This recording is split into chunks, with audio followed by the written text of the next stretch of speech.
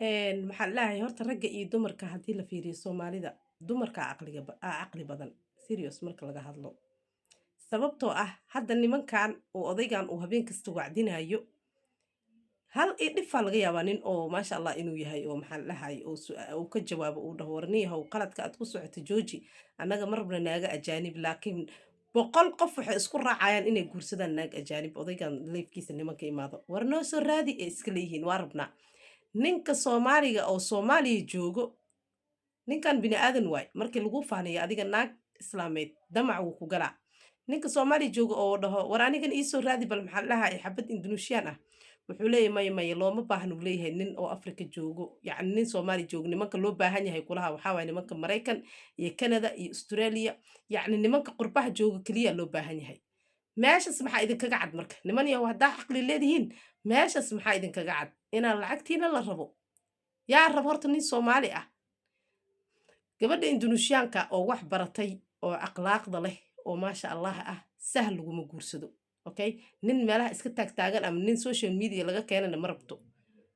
waxay rabtaa nin sideedoo kale haddii ay nin ajnabi ay aroosaysa gabadhaas waa inuu nin yahay yacni nin ay ayada jaamacad intay isku barteen ama meel dalxiis ay isku barteen xiriir dhex maray ay soo jeclaatay inay reerkeeda u keento waa laga yaabaa laakiin nin oo nin kale oo Soomaali ah uu keenay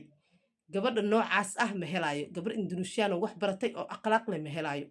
soo naagaha lidin keenayo waa naaga islaamo horta waa weyn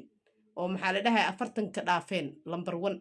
oo niman hore usoo guursaday ilmana hore usoo dhaleen okay ma ahan gabdho yaryar oo maxaa la dhahay wax bartay in lidin keenayo taas waa inaa ogaateen odaygan hadda islaantu qabo waa u jeedin maxaa u dhiiweyseen islaantan maxaa la dhahay adiga gabar yar oo maasha Allah maxaa u guursan weysay inaad dhahdaan lidinka rabaa oo runta aad u sheegtaan islaantan halka canug bas u dhashay odaygan inaad sirtiisa sii barbaaraba rabo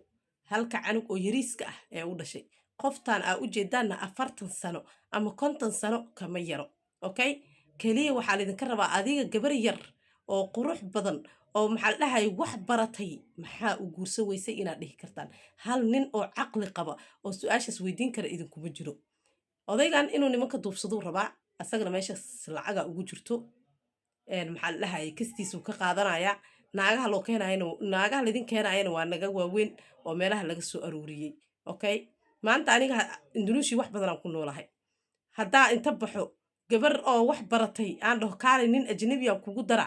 igama akhrisanayso runta markii laga hadlo ninka ajnabiga waa inay ayada soo barataa shakhsi ahaanteeda ee u soo barataa ee soo caashaqtaa ee xiriir soo dhaxmaraan